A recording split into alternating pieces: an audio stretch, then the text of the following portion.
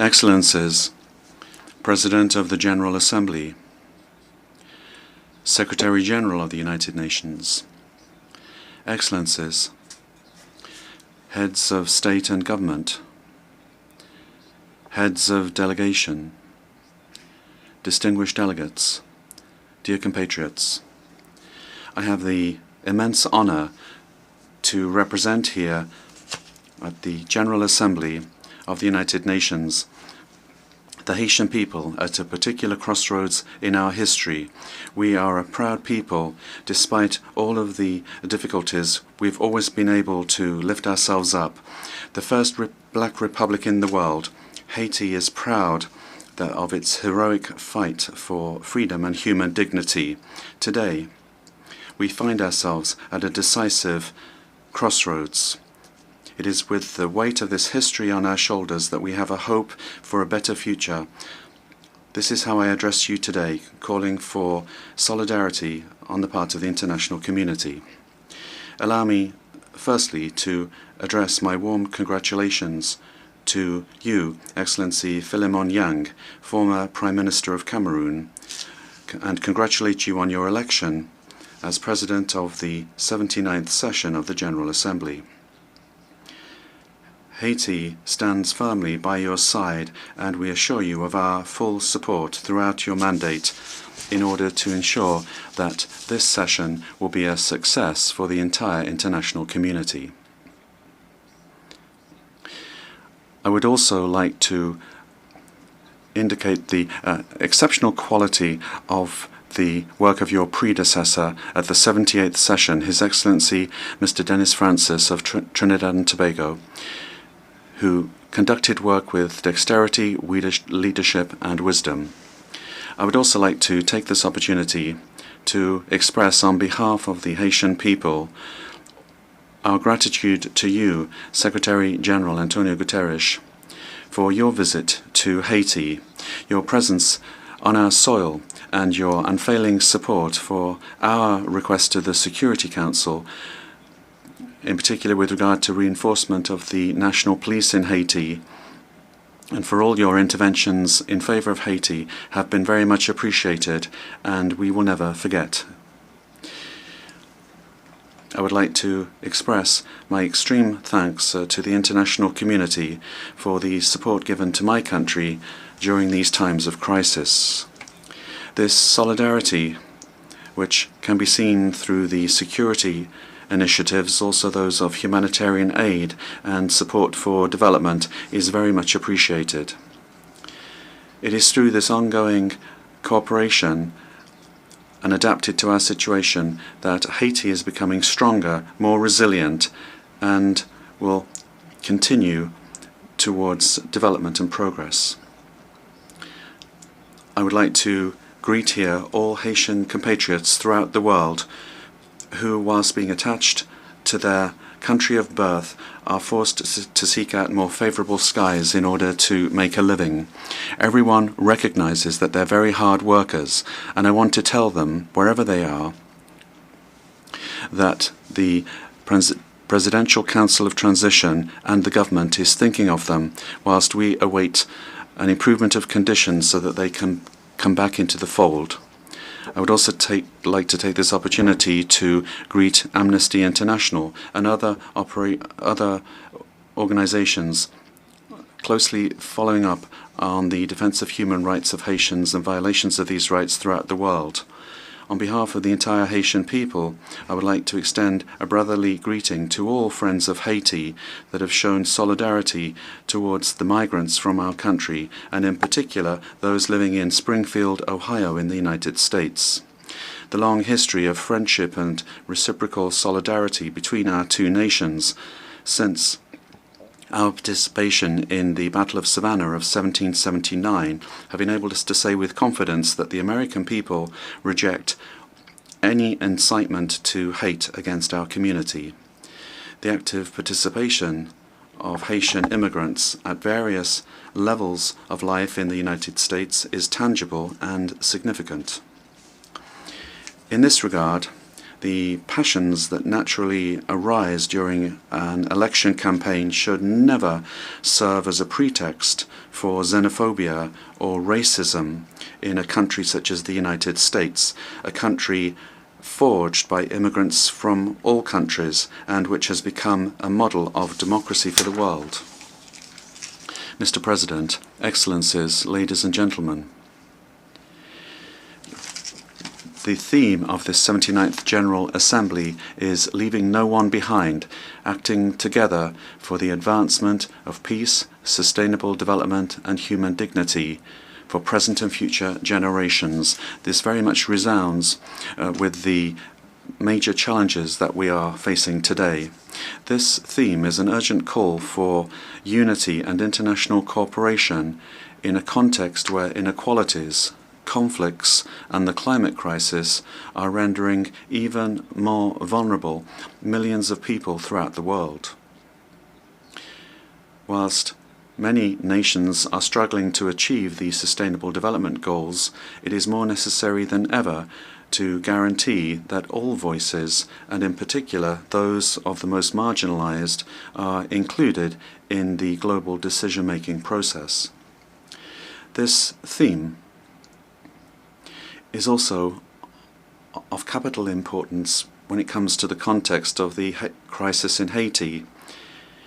It speaks to our fight to restore peace and stability, ensuring that every Haitian citizen is able to enjoy their fundamental rights. Acting together, as underscored by the theme, is essential for Haiti because our recovery can only happen with this international solidarity. President, Excellencies, ladies and gentlemen, today our world is facing unprecedented challenges that are of deep concern to the entire international community. The United Nations, in its historic mission to promote peace, security and sustainable development, is in the front lines of the crises that are not only threatening isolated nations but the entirety of humanity. Climate change undoubtedly is one of the great perils of our time. According to recent data of the Intergovernmental Panel on Climate Change, global temperatures have already increased by 1.1 degrees Celsius since the pre-industrial era. This increase has led to an increase in intensification of climate phenomena such as hurricanes, droughts and floods, disasters which particularly affect the most vulnerable nations such as Haiti. In 2023, the United Nations Programme for Development estimated that more than 100 million additional people risk descending into poverty between now and 2030 due to the effects of climate change. For Haiti, which is part of the countries that emit the least greenhouse gases but which experiences the most devastating impacts of this global crisis is making it even more difficult for us to guarantee food security, access to drinking water and economic stability. Armed conflicts also continue to sow destruction and to ravage human lives. According to the High Commissioner of the United Nations for Refugees, the number of people forcibly displaced was 110 million in 2023. That's the highest figure that we've ever seen. Whether it be in Syria, in Ukraine or in the Sahel region, these prolonged conflicts are exacerbating poverty, destroying vital infrastructure and leading to massive flows of refugees. The world cannot remain inactive when millions of men, women and children are fleeing violence in search of security and dignity. The commitment of the international community is more necessary than ever before in order to find diplomatic solutions and to promote peace initiatives. Another major challenge relates to economic inequality, which continues to get worse.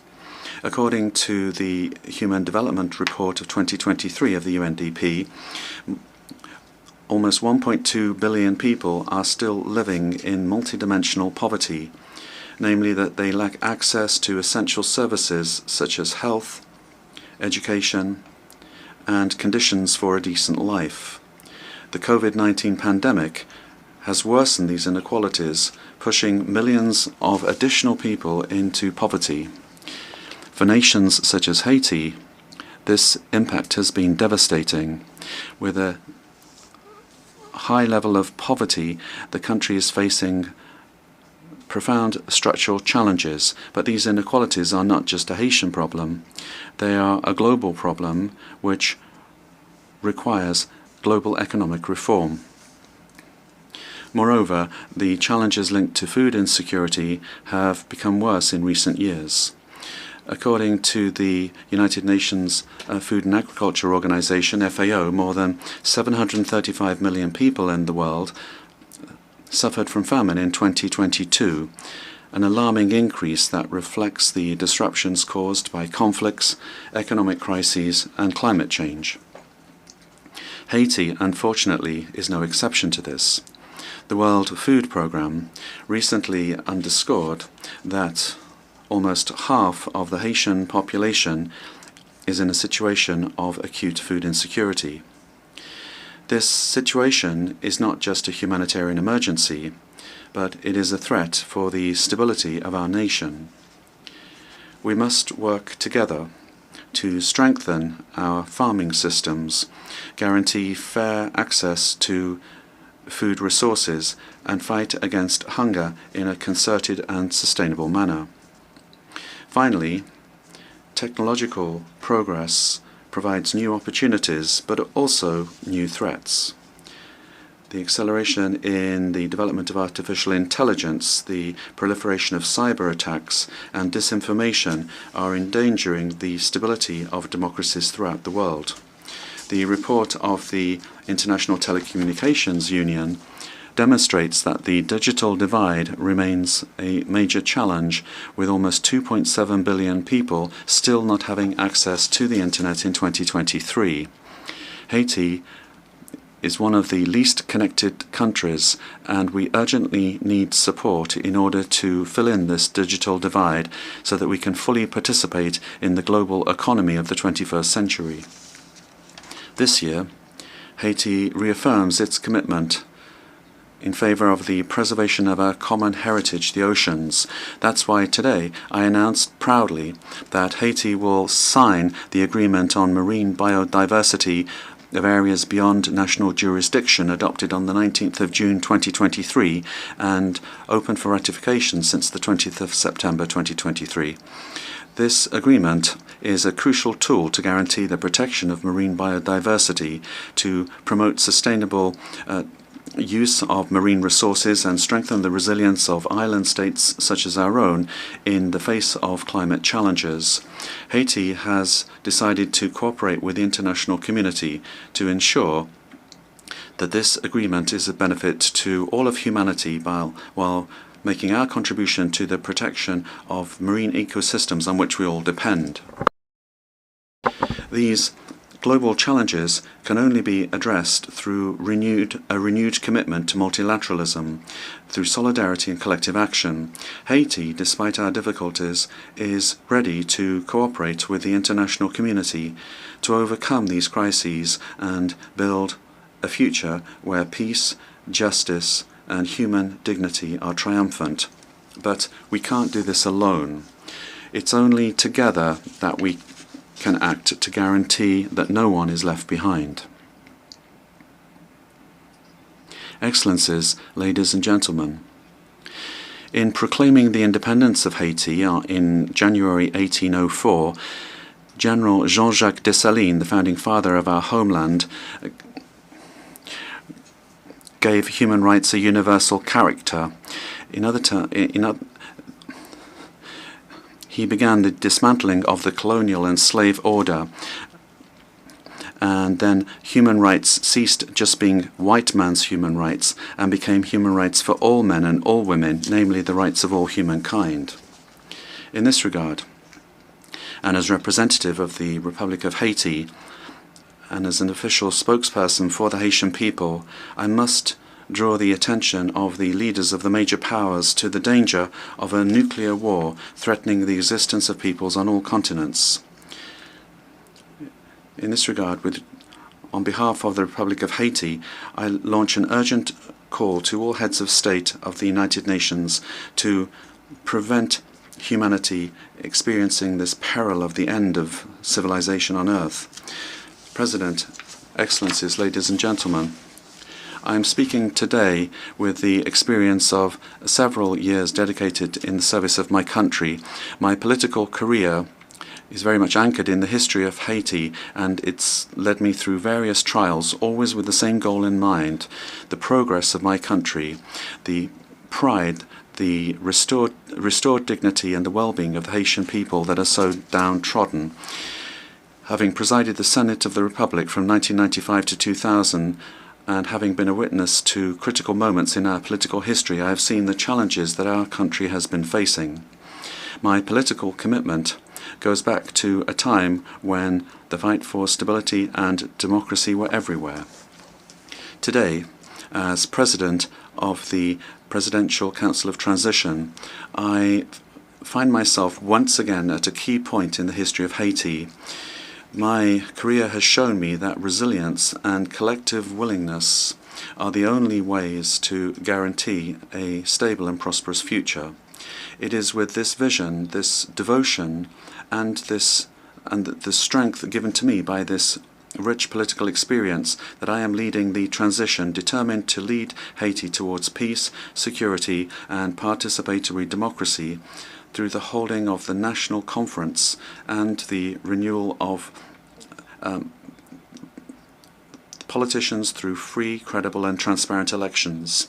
The Haitian people, despite the challenges that we face, refuses to be overcome by despair. The challenges are unprecedented: devastating violence, political instability that is persistent, a precarious situation virtually everywhere, and a humiliating level of poverty that challenge the Haitian people's capacity for action and their intelligence.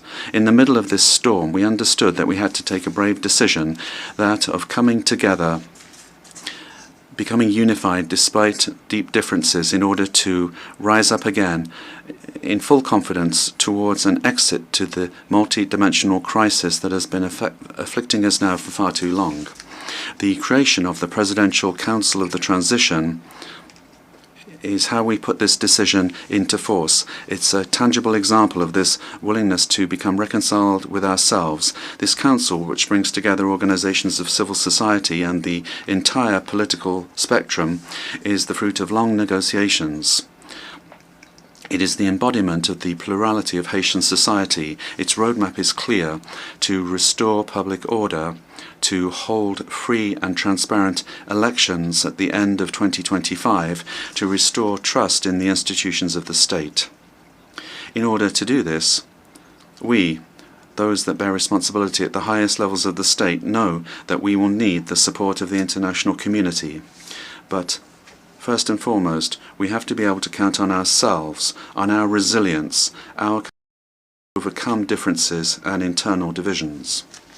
It is important to stress that the resolution of Haiti's problems lies above all on the shoulders of the Haitian people. It is our duty as a sovereign nation to take our destiny in our hands and to overcome divisions and together build a future of peace and prosperity. However, this responsibility is not just our own. The international community, the United Nations, the foreign powers that very often played a decisive role in the history of Haiti have also got their essential part to play in this restoration of peace, economic recovery, and institutional development and the establishment of the rule of law. In this sense, the failure of Haiti to recover is not that of just one nation. It is a collective failure, a global inability to fully respect the principles of solidarity, justice, and international cooperation. It is together with a shared sense of responsibility and renewed commitment that we will be able to transform this crisis into an opportunity to embark upon a sustainable path to peace. Today, Haiti is facing an unprecedented security crisis. The increase of armed gangs, generalized violence, and political instability have plunged the nation into a state of extreme vulnerability. Citizens live in fear, unable to move around freely throughout the country, to go and work or send their children to school without risk, particularly in the capital Port-au-Prince. This situation is affecting all aspects of Haitian society. It's weakening institutions, paralyzing the economy, and it's undermining hope in a better tomorrow. The future of the country is under threat. 50% of gang members from the capital region are made up of children and young people, girls and boys. They very often serve as cannon fodder during operations against the police. They are subject to serious violations of all kinds, including sexual violence. This abuse and violence exercised against children and young people, teenagers, must be considered as a crime against humanity, given the consequences that this has on future generations. The restoration of national security is an absolute priority for the Haitian authorities. They are fully committed to putting an end to this spiral of violence and to restoring order in order to guarantee every citizen the fundamental right that they have to security. They are aware that peace and stability are the indispensable foundations that will enable Haiti to rebuild and restore trust in its institutions and to ensure the socio-economic development of its people. With this in mind, the decision of the Security Council to authorize the deployment of the Multinational Security Support Mission through Resolution 2699 was a direct response to the calls of the Haitian people. This mission, although it is not a classic UN force, embodies the commitment of the international community to support Haiti in its fight against insecurity. I would like, on behalf of the Haitian people, to express my profound thanks to the contributing countries, particularly Kenya, for having accepted to take on the leadership of the mission, as well as to all countries that have provided their support. The national security forces, with the support of the mission, have already demonstrated tangible results on the ground, making it possible for the population, little by little, to see normal life restored, but a lot still remains to be done. Haiti has hosted several United Nations missions over the last 3 decades, particularly MINUSTAH. Although some of these missions have helped to temporarily stabilize the country, they have also left behind a heavy heritage of consequences. Allegations of serious violations of human rights have eroded the trust of the Haitian people. The lack of prosecutions and reparations for the victims have reinforced a sentiment of impunity, undermining the efforts at rebuilding. Nevertheless, it's never too late to act and to learn lessons from the past. By rethinking the approach, we have the opportunity to boost the reputation of international missions in Haiti and to build a future that is better for the Haitian people. It is in this spirit that we would like to see a thought being given to transforming the security support mission into a peacekeeping mission under the mandate of the United Nations. This transformation would make it possible not only to secure more stable funding and to extend the capacity of the mission, but also it would make it possible to strengthen the commitment of member states to security in Haiti. I am convinced that this change of status, whilst recognizing that the errors of the past cannot be repeated, would guarantee the full success of the mission in Haiti.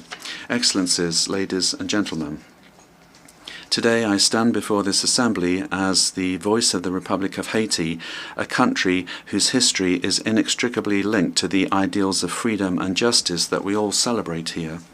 But Haiti, the first independent black nation of the world, today is the greatest victim of a historical injustice which has not only delayed our development but has also saddled our people with a burden the repercussions of which we still feel today. In 1825, just 21 years after having won its freedom at the cost of a heroic fight, Haiti was forced to pay a colossal debt to France, the colonizing country, in exchange for recognizing its independence. This ransom, imposed under threat, siphoned off resources of the young nation, plunging it into an infernal cycle of impoverishment, which it still struggles to overcome. This debt was a form of punishment for our audacity in throwing off the chains of slavery and raising up Haitians to claim their human dignity. It was an unjust penalty which asphyxiated the economic and social potential of the black people of Haiti for generations. In today's context, where more than ever attention is being paid to efforts to restore without delay security and respond to the immense humanitarian needs in Haiti, I think it is important to draw the attention of this Assembly to the after effects of our colonial past and the ransom paid to certain powers that have largely mortgaged the development of Haiti. It is worth recalling that Haiti was the only country to have paid for its independence, obtained, however, through the fire and the sword. On the eve of the 200th anniversary of this unprecedented event in history, hasn't the time come for these amounts paid to be returned? In this regard, my country welcomes the proposals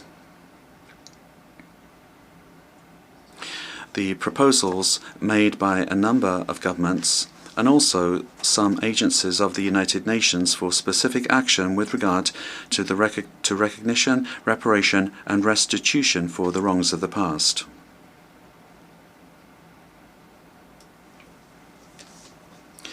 Haiti has absolute confidence in the United Nations organization, the pillars of which are the fight against inequality between peoples and the maintenance of peace between nations, that it will play its role in order to facilitate dialogue between the victim countries of colonization and the former colonial powers. Here, at the 79th session of the General Assembly, Haiti, and through my person, Haiti is not only here to request reparations, but to ask a question of principle, that of imminent justice. My approach is resolutely committed, structured and well documented. The National Committee for Restitution and Reparation, in cooperation with CARICOM's Restorations Commission, has already undertaken exhaustive work on this subject. We demand recognition of the moral and historic debt and the implementation of just and appropriate reparations which will make it possible for our people to free themselves from the invisible chains of this unjust past. Excellencies, ladies and gentlemen, history teaches us that nations do not rise up in isolation, but by unifying forces in a resolute commitment to build a better future. Haiti, this land that has offered the world a symbol of unshakable freedom and which has helped several nations to throw off their yoke of barbaric colonialism, is not looking for charity, but justice, respect,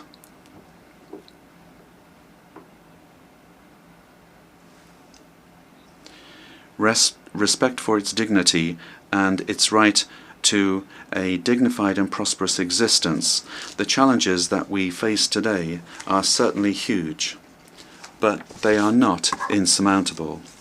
They require of us all a shared vision, a profound sense of our common humanity and determination to turn crises into opportunities for renewal. Each nation, be they small or large, rich or vulnerable, has part of our collective future in their hands. It is in this interdependence that resides the genuine strength of multilateralism.